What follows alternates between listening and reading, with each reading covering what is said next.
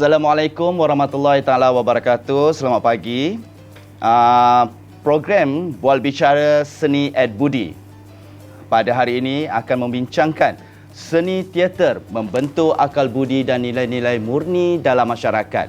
Jadi bersama-sama kita ada dua panel yang telah dipilih untuk membincangkan berkaitan dengan seni teater, iaitu yang berusaha Puan Azlina binti Alias, Pengarah Jabatan Kebudayaan dan Kesenian Negara Melaka, dan yang berusaha Tuan Haji Lokman bin Haji Gani, seorang penggiat seni teater.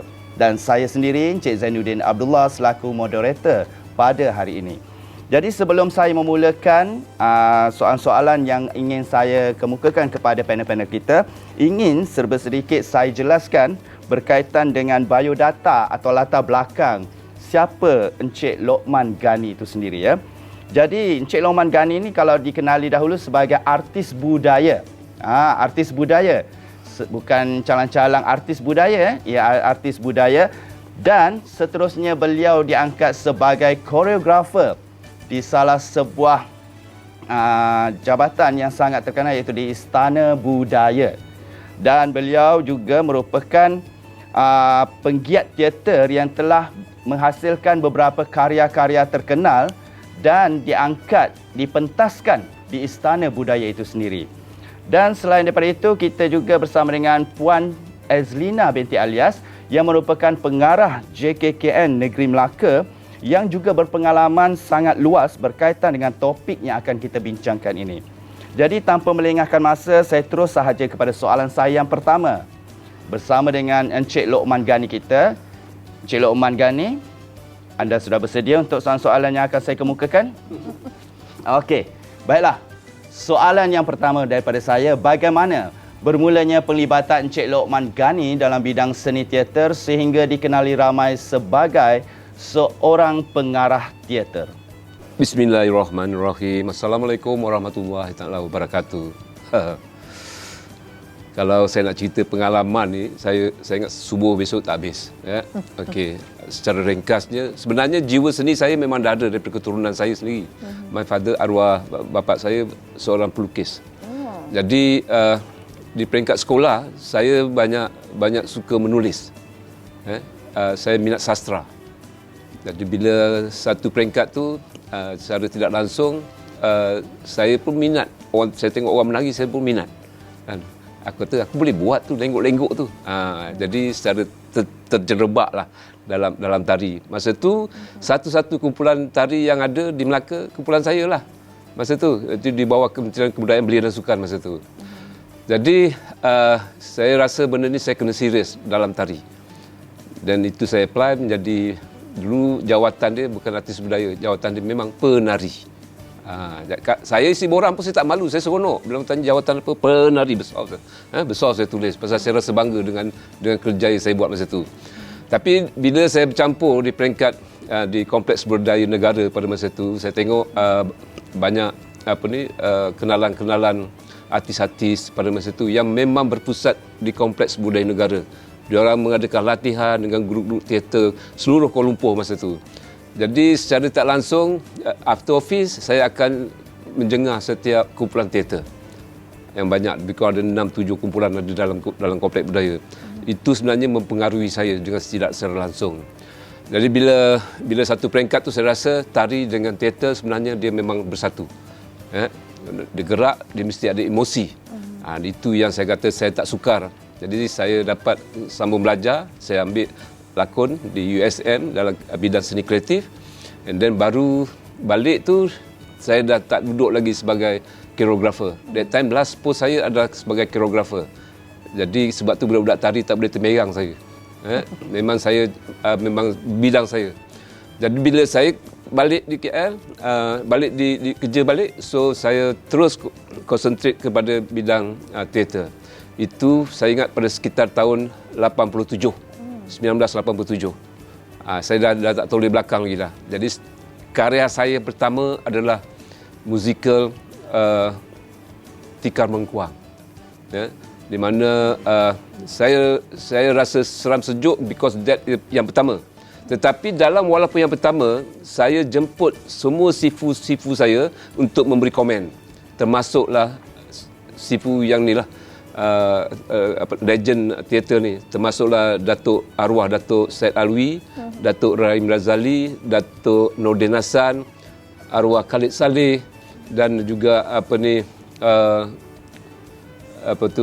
Profesor yang di USM tu, Dr. Samad Saleh, dan last kali Profesor Gaus Nasaruddin. So saya sebenarnya membesar di kalangan-kalangan mereka. Kalau saya nampak kalau belajar tidak sama bila dengan dekat grassroots. Jadi grassroots sebenarnya banyak mendidik pemikiran saya dalam buat kerja seni. Jadi saya rasa itulah permulaan, dan di akhirnya selepas Tika Mengkuang ditutupkan saya di Istana Budaya adalah teater Cendetua Mata, musikal. Dan saya ingat di Istana Budaya saja saya dah menghasilkan lebih kurang 50 naskah di Istana Budaya. Itu tidak termasuk yang di luar-luar tu, kerja-kerja luar tu. Kerana saya seronok kerja seni ni. Itu dia punya formula lah. Dia popular tak popular saya tak pernah fikir. Saya fikir saya rasa puas dalam kerja seni. Saya percaya orang seni kalau dia berkarya ataupun dia berlakon, kepuasan itu luar biasa. InsyaAllah siapa yang berminat dalam bidang seni esok akan datang, bolehlah sama-sama kita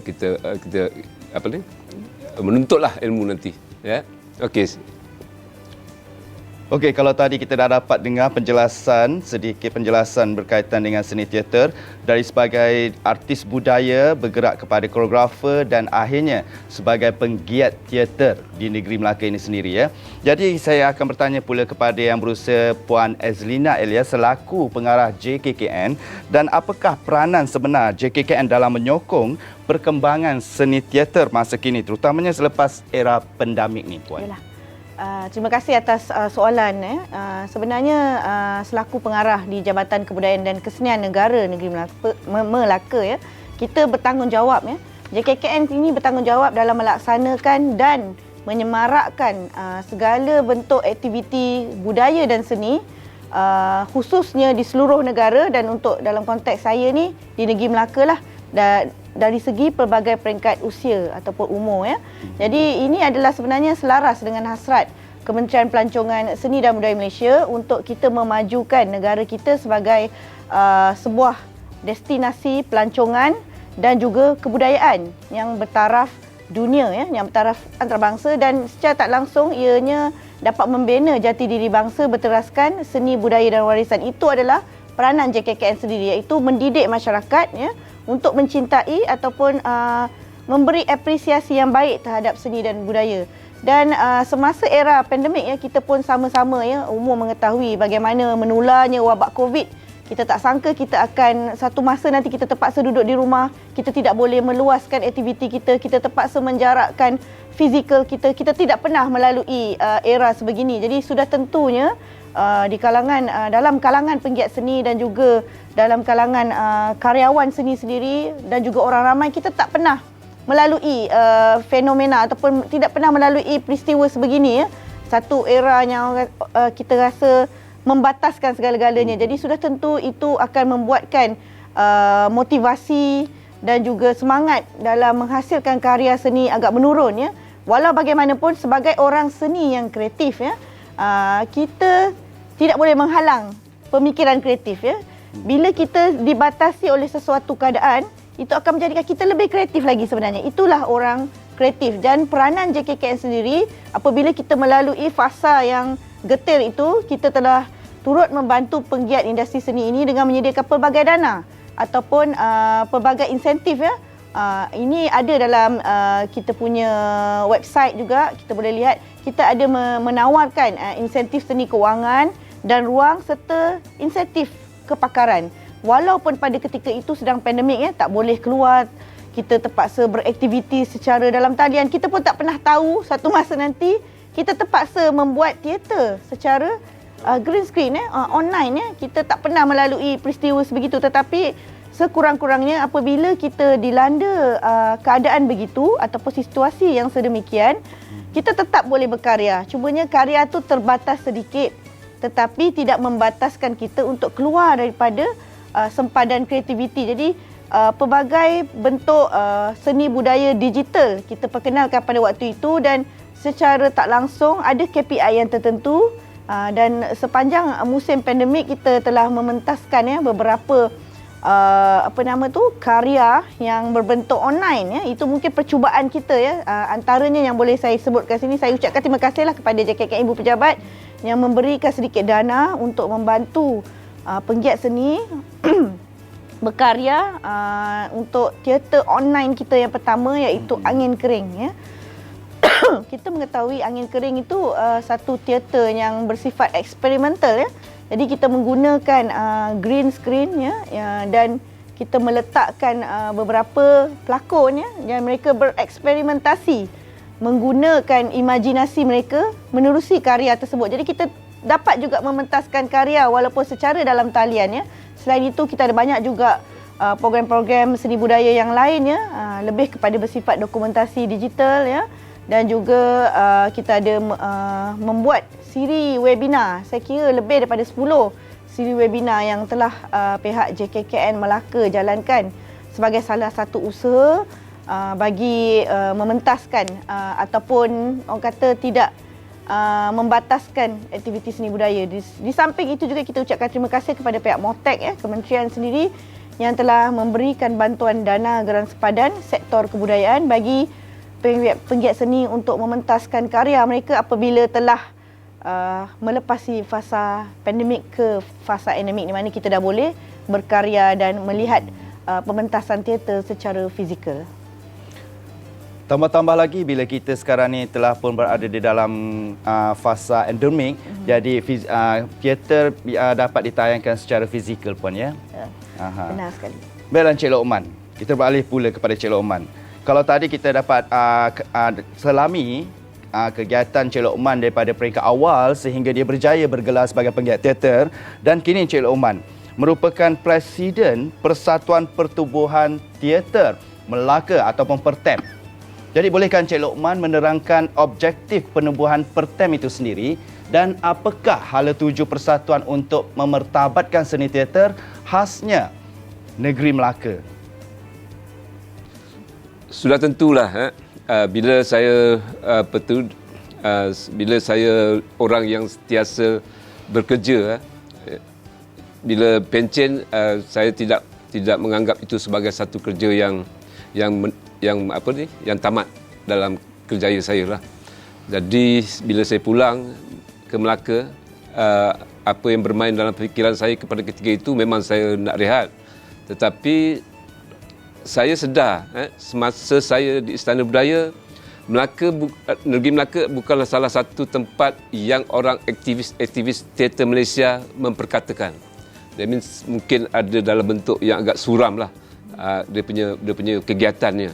Bukan saya kata tidak aktif, tetapi kegiatan itu mungkin ada tetapi tidak diwar-warkan sampai peringkat nasional lah. Jadi bukan saya kata saya nak tunjuk pandai.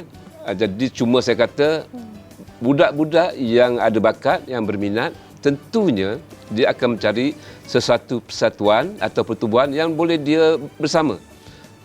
Jadi saya dengan beberapa orang kawan memikirkan, okey, kenapa tidak kita daftar, kita punya satu pertubuhan untuk kita sesama bergiat. Itu sebenarnya. Yang kedua, sebenarnya yang paling ketara adalah saya cuma berniat untuk menyemarakkan seni teater di negeri Melaka. Itu objektif saya. Dan saya kata kepada anak-anak teater, nak menjadi seseorang pemain dalam kerja seni adalah berilmu. You tak boleh kata you ikut orang tu buat begitu, orang betul, tak ada.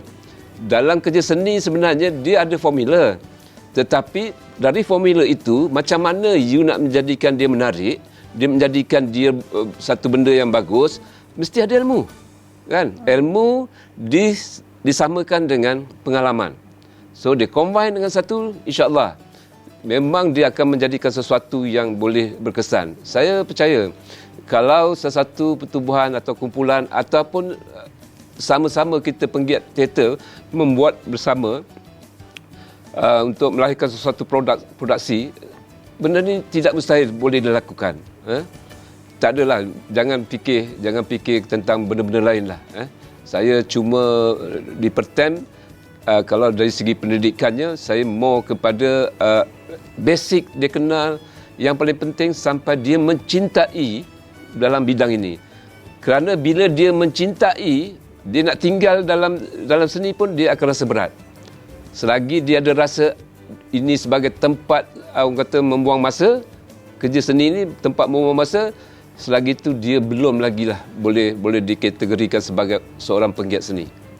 Kerana menjadikan seorang penggiat seni, pertama sekali ikhlas, minat dan juga berkeyakinan tinggi. Dan bakat sebenarnya datang nombor 2. Bakat tu datang nombor 2. Kerana ada orang, separuh orang, manusia ni, kadang-kadang dia mendapat ilmu tu mungkin dalam kadar masa yang lama untuk dia faham. Saya sendiri, mungkin saya mengambil masa setahun untuk saya faham tentang apa itu lakonan. Dan tak mustahil, mungkin dalam kalangan anak-anak yang menuntut ilmu ni pun dia mungkin ada yang cepat dan yang gifted pun ada. Kita sentuh, kita cuit sikit, dia akan follow. Maksudnya dia faham. Pasal dia lebih terbuka lah, pemikiran dia lebih terbuka. Jadi jangan anggap kerja seni ni kerja main-main. Main-main tu memang main-main, tetapi main-main yang berdisiplin. Fokus kepada kita punya kegiatan.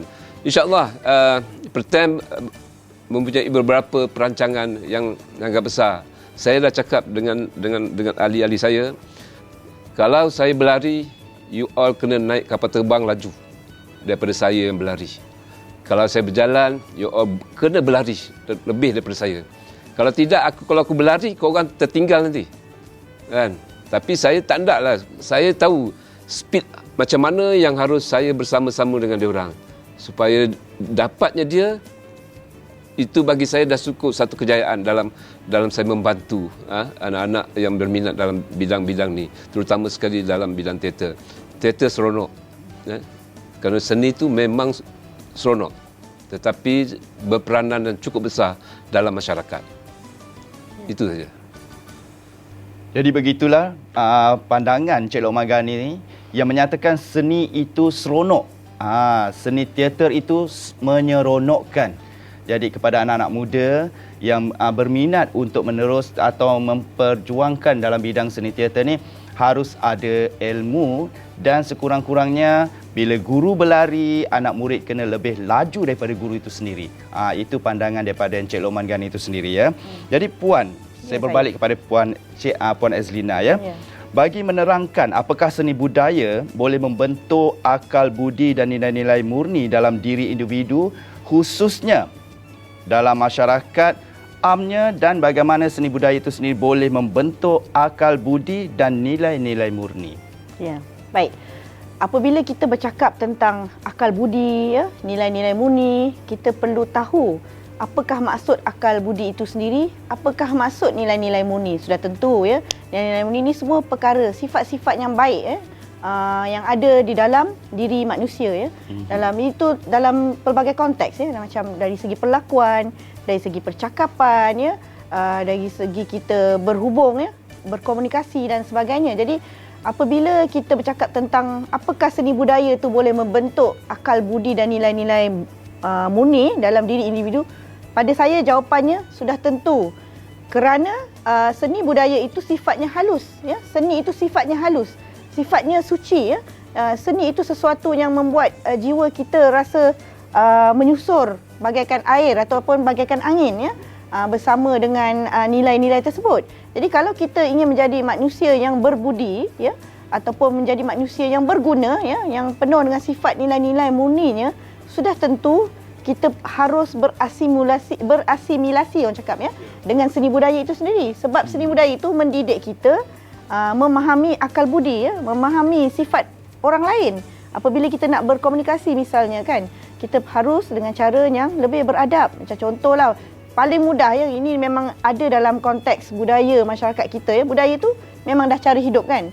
Okey, sebagai kita dalam konteks masyarakat Melayu ataupun masyarakat Timur khasnya ya, di Nusantara ini, macam contohlah kita nak berhadapan dengan orang yang lebih Budak cakap tua, nanti kan Cik Lokman cakap lebih dewasa. Maksudnya nanti dia kata saya cakap dia kan. Maksud saya yang lebih dewasa ya. Sudah tentu kita perlu bercakap dengan baik ya. Macam contoh tumpang lalu, Cik Lokman boleh saya tumpang lalu kalau kita nak lalu di hadapan. Ya, dan kalau kita nak lalu di belakang pun cakap boleh saya lalu. Kadang-kadang kita ada lihat kan. Itu adalah sifat ataupun perlakuan kita dan dia dah menjadi satu adab ya. Adab kita dengan orang lain. Jadi seni budaya itu akan peranannya adalah kita menggunakan seni budaya di dalam hidup kita untuk kita terjemahkan apa itu nilai-nilai murni. Kalau kita tengoklah filem P. Ramlee contohlah ya. Filem P. Ramlee yang ada satu babak ya yang mereka minta kerja ya. 3 bujang lapuk minta kerja di sebuah syarikat perfilman dan dia menegur kepada security ataupun pengawal keselamatan. Apa dia kata? Dia panggil hey, tapi security tu diam saja tak nak menjawab ya pengawal tersebut. Tetapi apabila berlaku situasi tersebut, pengawal keselamatan tu menegur. Apalah punya orang dia katakan. Nama saja Melayu tetapi tiada adab dia cakap. Jadi itu adalah satu konotasi aspek nilai-nilai murni ya. Sebenarnya kadang-kadang kita tak sedar mentang-mentanglah orang tu bekerja jaga tempat tu, kita macam buat layan tak layan saja dia kan. Kita lihat pemakaian, kita lihat sudut orang kata kalau zaman sekarang ni sudutnya lebih komersial, orang yang bergaya, nampak kaya kita hormat, bukan main sampai tunduk-tunduk ya. Yang berpangkat, berstatus tinggi, kita melihat kepada status. Itu adalah sifat yang tidak berbudaya sebenarnya. Kalau kita ingin menjadi seorang yang berbudaya, tak kiralah apa pun status sosial dia, kita tetap bercakap baik-baik dengan orang tersebut tanpa kita perlu tahu status sosial dia tu datuk ke, dia berpangkat tinggi ke dan sebagainya. Jadi ini adalah konteks salah satu aspek seni budaya yang saya baru sentuh sedikit saja. Itu baru aspek komunikasi. Bagaimanakah pula dengan adab di atas pentas ya? Sudah tentu itu nanti kita akan kupas lebih lanjutlah. Tadi pun Cik Lokman ada beritahu ya bagaimana beliau aspek-aspek falsafah yang beliau sebutkan tu apabila guru berlari, anak murid kena mungkin lebih laju lagi daripada guru tu ya, naik kereta sebagai contohlah ya.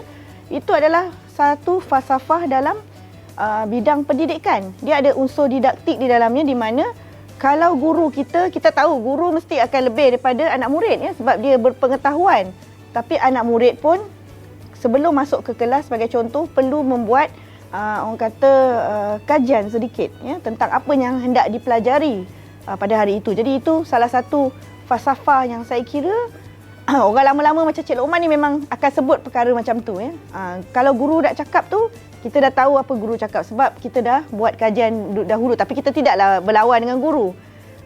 Dia dalam aspek pendidikan pun ada banyak perkara ya, adab dengan guru ya. Kalau dulu-dulu orang belajar mengaji sebagai contoh ya, hantar tandan pisang ataupun hantar kalau orang yang agak berada sikit dia hantar pulut lah. Pulut kuning ya. Sebab apa? Itu adab dengan guru. Kita nakkan ilmu guru tu, kita mengadap dia. Itu sebagai salah satu contoh yang amat baik sekali yang memang dah ada dalam budaya kita sebenarnya. Tetapi apabila dalam dunia serba moden ini, kita suka cut short orang cakap ataupun suka potong jalan-jalan yang lebih ringkas. Sebab apa? Kerana gaya hidup anak-anak muda zaman sekarang ni dah berubah ya. Kita hidup-hidup pun kita dah tengok YouTube ya. Dah dengan social media. Jadi kita dah ada sedikit sifat yang lebih individualistik. Saya tak salahkan 100% kepada anak-anak muda sebab mereka tidak terdidik dalam gaya hidup yang pada zaman dahulu ya. Di mana kita nak belajar mengaji tu kena hantar makanan sebagai contoh lah ya. Jadi pengeras orang cakap. Jadi itu adalah konotasi masyarakat pada waktu itu. Tapi pada masyarakat pada zaman ini kita boleh belajar banyak secara percuma, sebagai contoh online dan sebagainya. Jadi membataskan sedikit sifat yang lebih orang kata hormatkan guru dan sebagainya itu. Jadi itu namanya yang saya maksudkan yang cut short tu. Jadi seni budaya yang baik banyak mendidik perkara yang baik-baik ya. Sebagai contohlah ya, dalam seni kita berpantun sebagai contoh. Banyak konteks ilmu di dalam pantun diterjemahkan dalam 4 baris ya. Sebagai contoh nilai-nilai budi ya. Saya berikan sedikit pantun yang kebetulan terlintas di kepala saya ya. Tenang-tenang air di laut, sampan kolek mudik ke Tanjung. Hati terkenang, mulut menyebut ya. budi yang baik rasa nak junjung. Budi yang baik memang kita rasa nak junjung. Apabila kita dalam kesusahan orang tolong, kita memang rasa Allah, ini satu pertolongan yang amat baik. Itu adalah konteks yang diterjemahkan dalam bentuk pantun. Banyak lagi ya, kalau kita lihat konteks seni budaya itu, dia menterjemahkan perkara tentang nilai-nilai murni ya, kearifan tempatan, tentang sifat manusia. Itulah yang semakin hilang bila orang dah tak kenal pasal seni budaya ini. Itu sajalah daripada saya. Jadi sebenarnya puan-puan dan tuan-tuan, seni budaya ni memang daripada dulu pun diperkatakan sangat luas. Dan ditambah lagi dengan keadaan sekarang yang mana media sosial memainkan peranan yang sangat penting. Bukan sahaja mereka mendalami berkaitan perkara-perkara teater ni di dalam media sosial, mereka juga dapat melihat dalam bentuk fizikal yang sekarang ni kita sudah pun berada di dalam fasa endemik. Jadi kita beralih pula kepada Encik Lokman Ghani. Ini berkaitan dengan pakar globalisasi yang serba mencabar minda masyarakat kita pada masa kini. Jadi dalam seni teater ini sendiri dapat tak membentuk nilai-nilai murni dalam diri seseorang itu sendiri ataupun dalam jati diri seseorang itu sendiri? Sudah tentu. Kerana orang-orang seni ni, kebanyakan pemain seni ni, yang paling ketara dia macam kami ni lah. Apa yang kami lihat, apa yang kami dengar, itu adalah menjadi satu sumber untuk kami membuat sesuatu kepada masyarakat. Okey, kita ambil contoh, kalau satu orang anak muda meninggi suara dengan orang tua, macam Puan Nazrina cakap tadi, tentang adab dan adat. So, benda itu yang kami simpan. Bila kami simpan tu, kami ada tempat untuk memasyarakatkan kepada audien, kan? Benda-benda yang baik, nilai-nilai murni semua tu, ini yang kerja-kerja kami. Jadi antara yang boleh kita katakan macam mana nak membantu masyarakat sebenarnya adalah kita secara tidak langsung, orang-orang teater, bukan orang teater saja tahu, bagi saya semua medium, termasuk TV, termasuk filem, sebenarnya itu peranan-peranan mereka juga, kan? Jadi dengan teater ni, saya bercakap bagi pihak teater lah. Jadi kami akan angkat benda-benda yang kami lihat itu sebagai satu bentuk dakwah. Kami melihat dia dalam bentuk dakwah. Kalau kata ini satu orang hari itu menonton dan dia merasa insaf, kita dapat pahala tau, free je dapat pahala. Jadi bukan kerana seronok bermain teater itu saja yang kita fikirkan, tetapi bagaimana faedah yang penonton dapat pun, itu pun kami kena ambil kira juga. Kami lihat juga benda-benda macam tu. Saya tak nampak kenapa seni ini, terutama dalam teater, tidak memperjuangkan dalam bentuk budi. Kalau kita lihatkan kepada kerajaan sendiri ya, yang saya ingat Puan Zina ya, zaman Tan Sri Rais, kita pernah buat satu kempen budi bahasa dan nilai-nilai semua tu. Kita buat kempen kerana pada masa tu masyarakat kita memang, kita ingat terjauh, kerana yang paling ketara adalah transisi orang-orang lama dengan transisi zaman-zaman baru, dengan gadget, dengan apa semua tu, itu adalah zaman peralihan masyarakat terutama masyarakat Malaysia lah, untuk beralih jadi banyak benda yang huru-hara. Dan inilah peranan kami. Contoh, kalau kita tengok dulu, kita pun marah pertama sekali dari segi bahasa pun benda tu jadi lintang bukang. Jadi sebagai orang seni, kita melihat benda tu kita boleh membentuk masyarakat, kan? Jadi kita perform, kita buat satu naskah, dan naskah itu banyak membentuk bagaimana melahirkan seorang insan yang berbudi, yang tahu adab dan tahu adat. Yang itu kita lahirkan, kita banyakkan. Kita berperanan juga membantu kerajaan. Kerajaan itu satu hal, tetapi kita sebagai golongan berbangsa yang berbudaya ini juga satu hal. Kita kena fikir. Kita tak nak masyarakat sekian anak-anak kita menjerit-jerit panggil orang tua, marah orang tua. Kita tak nak benda tu. Benda tu memang bukan, zaman Rasulullah pun cakap, kata hormati ibu. Ibu kamu tu syurga kat bawah tapak kaki dia. So kenapa benda tu boleh berlaku pada masyarakat kita? Benda ni bagi saya, kita lihat, kita tengok, biar kita applykan dalam bentuk pementasan. Supaya daripada kerja-kerja ini nanti insya-Allah saya percaya dia boleh sangat membantu. Kalau dia tengok kebetulan budak yang marah tu, dia tengok ini macam aku buat, oh tak baik. Kerana kita bila buat sesuatu pementasan teater tu, dia mesti ada rumusan dia. Di hujung dia apa akan jadi anak deraka ni. Itu kita harap benda tu boleh membantu dia. Dan satu lagi yang paling penting bagi saya adalah bukan saja kami seorang penggiat seni ni, tetapi kepada media juga. Media ni dia macam tabur. Pernah dengar perkataan tabur tak? Tabur ni pantang larang. Oh, tabu. Tabur, TABOO. Tabur ni pantang larang. Jadi media ni melihat pantang larang budaya ni, dia tidak mengambil berat. Dia fikir dia mengangkat benda-benda yang tidak sepatutnya diangkat. Kalau bajunya dengan ni dengan sikap ni, benda tu sepatutnya dia dah orang kata apa? Dah tegur. Saya tengok dia tidak serius. Jangan anggap benda-benda budaya dan adat ini sebagai satu benda yang apa orang kata konservatif, benda-benda kuno. Kita menganggap benda kuno inilah yang dapat melahirkan satu bangsa yang berjaya. Dan kita orang pun tak adalah kata nak terlalu kuno juga, kan. Kita pun boleh berfikir supaya benda-benda ni ada satu tempat, ada satu cara yang boleh kita selesaikan untuk kita melahirkan generasi yang apa ni, yang ada adat dan ada budaya. Kita boleh buat benda-benda macam itu, tetapi tidak boleh kepada kita juga, tapi kena seluruh masyarakat sama-sama membantu kita menegur dan juga membentuk kalau perlunya di satu peringkat kita ke arah itu. Jadi dalam karya-karya saya, dalam teater saya pun, kalau saya membuat pun, insya-Allah lah, selagi saya berfikiran waras lah, benda-benda ini saya akan tegur dalam orang ketawa, tapi dalam masa yang tu juga kau kena fikir. That's a message.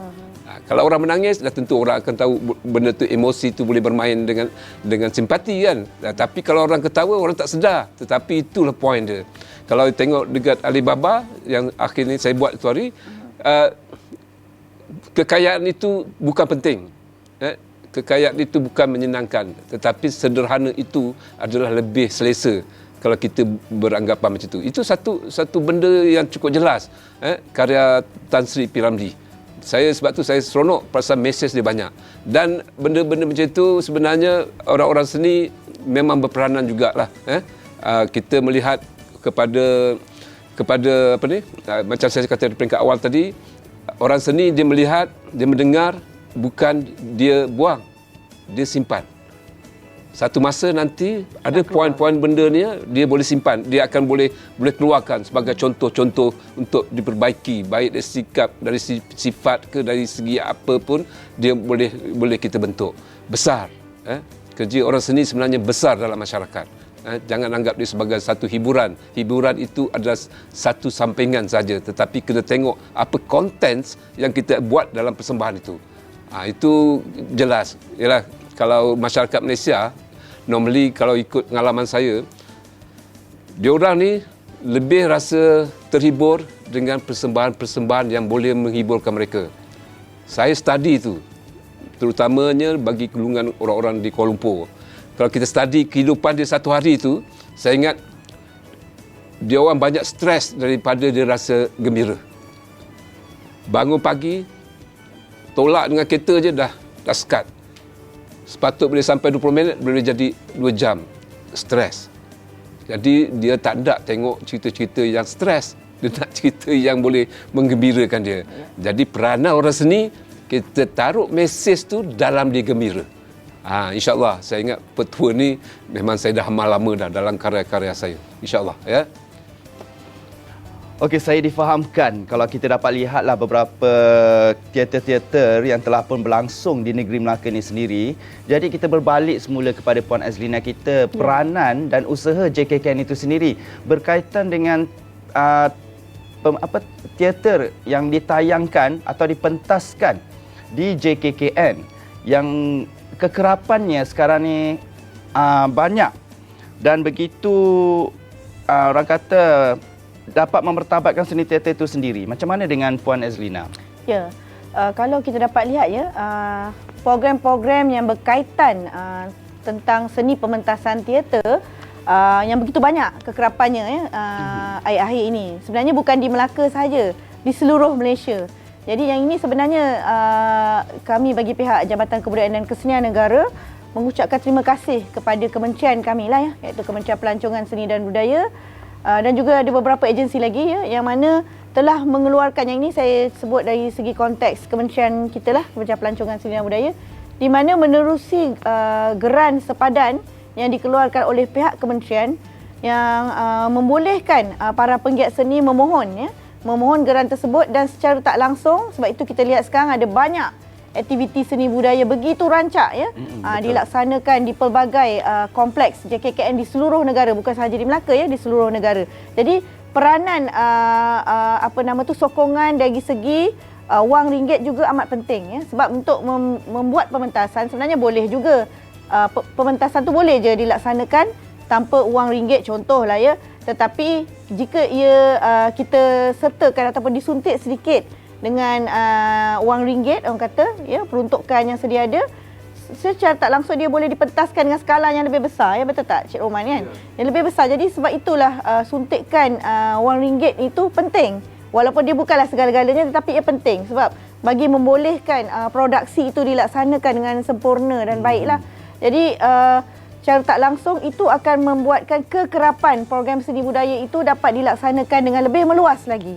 Jadi itu peranan kerajaan yang amat baik saya rasa, yang dapat membantu kita pun dah lama ya, macam kita sebut tadi dah 2 tahun kita tidak beraktiviti ataupun berseni budaya ataupun berpentas teater secara normal ya. Jadi ini adalah cara yang terbaik, dan aspek pementasan teater itu sendiri mengandungi pelbagai cara untuk kita komunikasi, sebab sekurang-kurangnya apabila suntikan dana itu ada dari pihak kerajaan, ini memberikan lebih motivasi kepada semua penggiat teater dan semua penggiat seni umumnya lah. Jadi macam-macam aktiviti kita dapat laksanakan dengan suntikan dana tersebut, yang itu memberi satu sokongan moral yang memberi maksud yang lebih responsif ataupun lebih baik ya, positif kepada penggiat seni di seluruh negara. Jadi peranan jabatan hanyalah kita menyediakan ruang kepada mereka, kita bantu mereka dari segi sudut ruang ya, dan lain-lain tu mereka uruskan sendiri. Jadi itu adalah sesuatu yang amat baik kepada mereka, memberi motivasi dan memberi nilai tambah kepada karya mereka. Jadi begitulah peranan sebenar JKKN dalam teater ini berkembang dan dapat dipertontonkan oleh semua golongan masyarakat lah yang dapat menyaksikan setiap teater. Kalau kita tengok pun teater pada tahun ini pun dah 3 pementasan teater besar yang dijayakan bersama dengan JKKN. Jadi kita terus kepada Encik Lokman Ghani. Ini ada merupakan soalan yang terakhir kepada Encik Lokman Ghani. Apakah harapan Encik Lokman Ghani sendiri dalam konteks seni teater di Malaysia agar setaraf dengan perkembangan teater globalisasi? Ya, memang kepada keseluruhan NGO ni lah memang masalah dia sama. Seperti kata Puan Zina tadi, peranan JKKN, peranan kerajaan kepada NGO. Jadi saya melihat memang perlulah untuk menyuntik sedikit dana kepada perkembangan seni, terutamanya pada kami juga. Kalau kita nak menjadikan sesuatu benda yang baik, sebenarnya modal dia pun kena baik. Bukan tak boleh kata pasal modal kita tak boleh bergerak. Boleh. Jadi dalam pertem sendiri pun kita bergerak pun bukan kerana dana, tapi kita bergerak kerana semangat dan cintakan seni itu sendiri. Itu yang menyebabkan kita boleh melahirkan produksi. Dan insya-Allah seperti yang kata Puan Zina juga, bahawa memang peranan kerajaan ini jelas, dan kita sebagai penggiat kita terus berkarya. Dan insya-Allah saya lihat berbagai-bagai peruntukan dana yang telah diperuntukkan kepada penggiat-penggiat seni. Dan penggiat seni yang betul-betul ingin berkarya, ingin melahirkan produksi, rebut peluang ni. Rebut peluang ni. Dan kami di Pertem memang ada matlamat di hujung di hujung kita ni, maksudnya mesti ada sesuatu yang dapat menghasilkan kualiti, yang dapat menghasilkan manfaat bukan saja kepada pertubuhan itu sendiri, tetapi kepada masyarakat juga. Kami memikirkan banyak benda. Dan Pertubuhan Pertem khususnya kami ada beberapa perancangan yang lebih besar lagi lah. Kami tidak melihat kerana itu pun atas sokongan pada kerajaan juga. NGO tidak boleh bergerak dengan dana yang dicari, tidak akan lebih bergerak lebih jauh. Tapi bantuan kerajaan, insya-Allah kita akan menghasilkan sesuatu yang lebih positif. Kita kena ingat kebenturan Melaka ni kita beruntung kerana satu negeri yang fokusnya more kepada pelancongan, kan. Kita menjadi sebahagian daripada produk pelancongan itu sendiri. Seni itu menjadi satu produk kepada pelancongan. InsyaAllah benda ni kalau sama seiring, sama-sama membantu, insyaAllah Melaka memang akan, orang kata apa, masalah dia kalau dia datang Melaka, aktiviti siang lebih banyak daripada malam. So, kalau kita membuat satu produk seni mungkin di sebelah malam tu mungkin boleh menjadi satu yang boleh menghiburkan pengunjung-pengunjung kan. Itu saya ingat boleh kita fikirkan untuk menuju ke arah yang lebih Melaka lebih maju lagi lah. Lain daripada itu saya tak nampak lagi lah dari segi okey. Bila kita melihat daripada kerja seni ni macam saya cakap di awal juga serupa. Maksudnya penggiat itu sendiri mesti bersedia dalam erti kata mesti berilmu lah. Bersedia tu mesti berilmu. InsyaAllah bila kita berusaha, InsyaAllah dari segi peringkat untuk menjadikan dia satu bentuk menjadi satu bentuk masyarakat, menjadikan dia satu perkara seni yang harus dilihat, kan? Kerana kita belum sampai lagi tahap seperti di barat, tahu. Di Malaysia ni belum sampai satu di barat. Contohnya di barat itu seni ini diorang cukup hargai, cukup tinggi dia menghargai. Kau conteng kertas macam itu sikit, kalau terletak pun diorang dah appreciate, dah macam-macam dalam diorang tengok tu. Kalau kita tengok orang kata itu gila-gila tengok benda tu kan. Satu titik, satu colour merah penuh. Dia bercerita dia punya ni, Allah, saya kata itu hebatnya. Kerana mereka ni dilahirkan memang ada ilmu daripada kecil di dalam tegur. Tapi di Malaysia ni kita dah besar baru kita baru tahu seni tu apa kan. Tapi insya-Allah semenjak adanya sekolah seni yang kerajaan buat, semenjak adanya IPT yang melibatkan seni dalam subjek mereka, saya ingat itulah itu yang dulu harapan kerajaan supaya seni ini dapat dihargai. Tapi sebagai seorang penggiat seni, kita juga mesti sama-sama tahu peranan kita, bentuk masyarakat kita, kerja sosial kita, masyarakat kita ni pun kita kena ambil tahu supaya kita boleh letak karya kita tu tepat dan dengan betul. Kalau kita salah pilih cerita, salah pilih ni, itu yang jadi penonton akan lari. Walau bagus macam mana pun, kalau tak kena dengan taste masyarakat kita, dia tidak akan follow. InsyaAllah kita di Pertem selalu banyak memikirkan dari banyak sudut untuk melahirkan karya-karya yang lebih besar. InsyaAllah. Begitulah pandangan dan pendapat daripada yang berusaha Tuan Haji Lokman bin Haji Ghani, merupakan penggiat seni teater yang sangat berpengalaman dan mempunyai banyak karya-karya yang mungkin suatu hari nanti generasi-generasi akan datang dapat mempelajari dengan lebih mendalam lagi. Jadi sebelum kita mengakhiri program Bola Bicara kita, Seni Ed Budi, kata akhir daripada saya untuk daripada Puan Azlina sendiri, harapan dari Puan pengarah kepada masyarakat di luar sana dalam bidang seni budaya, khususnya seni teater. Alhamdulillah, syukur ya. Sebenarnya harapan saya sebenarnya sangat tinggi ya kepada masyarakat di luar sana, khususnya dalam konteks ini adalah masyarakat di Melaka ya, yang meminati bidang seni budaya. Kalau dalam konteks kita berbicara ni kepada seni teater ya. Jadi saya menyeru kepada masyarakat di luar sana supaya memberikan sokongan 100% kepada para penggiat seni ini. Sokongan tu dalam pelbagai bentuk ya sebenarnya.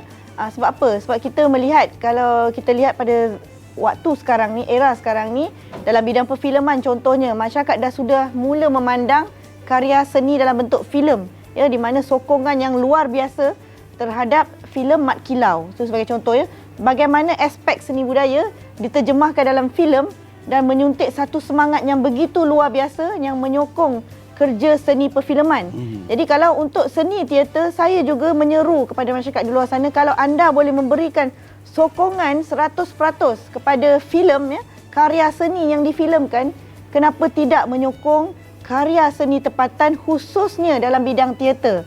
Saya menyeru sangat sebab kita agak terkesan ya apabila kita buat pementasan ya teater dan pada masa sama sedang berlakunya fenomena sambutan luar biasa terhadap filem, kita lihat satu macam perkara yang ada timbal balik lah ya, di mana sambutan dekat filem begitu hangat, mungkin kerana promosi ya, tetapi di dalam teater agak kurang. Padahal sebenarnya dalam teater, emosi di dalam teater itu saya rasa kira lebih lagi daripada yang di dalam filem. Sebab dalam filem ni dia boleh edit, dia boleh tambah efek dan sebagainya.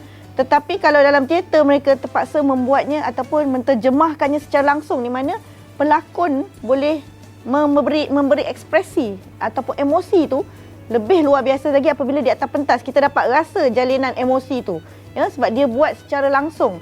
Jadi saya menyeru masyarakat di luar sana supaya sama-sama menyokong karya anak tempatan. Kalau anda boleh berikan sokongan kepada filem, kenapa tidak kepada seni teater yang saya kira sama susahnya untuk dipentaskan. Dan begitu juga dengan sokongan lain, maksud saya di peringkat JKKN sendiri kita memang ada kelas hujung minggu ya. Kita buat program bimbingan seni budaya secara percuma ya, kelas hujung minggu untuk mengenali asas teater. Macam di JKKM Melaka sendiri setiap hari Ahad ya, saya kira kita buka studio kita untuk orang luar datang belajar. Kita ajar asas-asas berlakon ya. Dan kemudian bila anda telah berkebolehan, sebab kami perlu lihat bakat yang banyak ya, sebab kadang-kadang mereka ni malu nak menonjol ya, Cik Lokman. Macam hari itu pun Cik Lokman sendiri, pihak Pertem banyak bekerjasama dengan kami, kita buat uji bakat ya untuk mencari pelakon watak-watak tertentu dalam Alibaba. Ya, kita buka beberapa hari ya. Jadi itu kita dapat lihat bakat, tetapi apabila memerlukan komitmen, kita ada bakat yang bagus tapi mereka ni ada yang terikat dengan kerja dan sebagainya. Jadi itu akan membataskan mereka lah, sebab teater ni memerlukan satu komitmen yang cukup tinggi. Orang yang berlakon dalam teater ni dia bukan lihat wang ringgit semata-mata.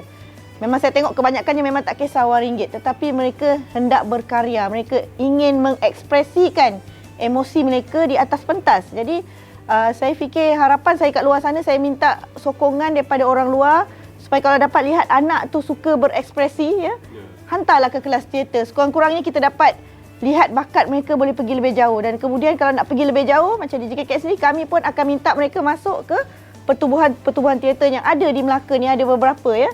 Ada Pertem ya. Pertem ni gabungan banyak pasukan yang kecil-kecil lah ya. Kemudian ada grup teater Marhain. Kemudian ada lagi Jebat Theatre Production yang saya sebut beberapa kumpulan lah ya. Jadi mereka ni hari itu saya sangat kagum apabila membuat musikal Alibaba yang diterajui oleh Pertem. Mereka bergabung tenaga. Jadi itu yang kita nak ya. Teater ni satu kerja yang berkumpulan yang memerlukan disiplin dan komitmen yang tinggi. Jadi saya menyeru di luar sana supaya sama-sama memberikan sokongan ini dan seterusnya kita berjaya menaikkan imej martabat seni budaya khususnya pementasan teater di negeri Melaka. Kita pun nak jadilah macam kat Europe tu ya, kat Eropah ataupun di luar sana peringkat antarabangsa, di mana teaternya boleh dipentaskan bertahun-tahun ya. Karya-karya seni daripada William Shakespeare dan sebagainya. Kita pun tak kurang, kita pun ada banyak karyawan, sastrawan negara banyak menghasilkan karya yang kita boleh buat. Kita boleh adaptasikannya dalam bentuk pentas dan anda dapat lihat hasilnya. Sebab saya pun baru-baru ni apabila para penonton di luar sana yang tak pernah melihat teater, saya telah cuba pergi kepada jabatan-jabatan mana bos-bosnya tak pernah tahu pun, dia tak pernah tengok teater. Jadi saya bawa mereka tengok. Mereka kata, lain macam tengok teater, dia kata. Dia tak boleh nak jelas dengan ni, dia kata lain macam. Dia tengok filem, dia kata dia dapat rasa, tapi teater lebih lagi. Emosi tu rasa lebih lagi, dia kata sampai dia teringat-ingat. Jadi ini satu langkah yang baik, saya kira mungkin masa akan datang, saya harap kerajaan dapat memberikan lagi suntikan dana ini dan JKKN sendiri bersama para penggiat seni akan sama-sama berganding bahu bagi menjayakan apa saja pementasan teater, sebab teater ini dapat memberi mesej. Anda boleh custom madekan teater anda ya. Kalau anda ada produk nak dijual sebagai contoh, dia boleh dikempenkan industri teater. Ia adalah sesuatu yang soft sell kalau dalam marketing ya. Jadi inilah yang kita nak gandingan pelbagai pihak. Saya harap selepas ini kita lebih berjaya lagi. InsyaAllah. Jadi itulah beberapa peranan dan usaha JKKN yang sangat besar untuk orang kata kita menghidupkan kembali seni teater ini di mata masyarakat. Jadi terima kasih sekali lagi saya ucapkan kepada Yang Berusaha Puan Azlina binti Alia selaku pengarah JKKN Negeri Melaka dan Yang Berusaha Tuan Haji Lokman bin Haji Ghani, penggiat seni teater. Dan sebelum saya menutup program Bual Bicara Seni Ed Budi berkaitan dengan seni teater membentuk akal budi dan nilai-nilai murni dalam masyarakat, sama-sama kita memertabatkan seni teater di mata dunia. Terima kasih. Assalamualaikum.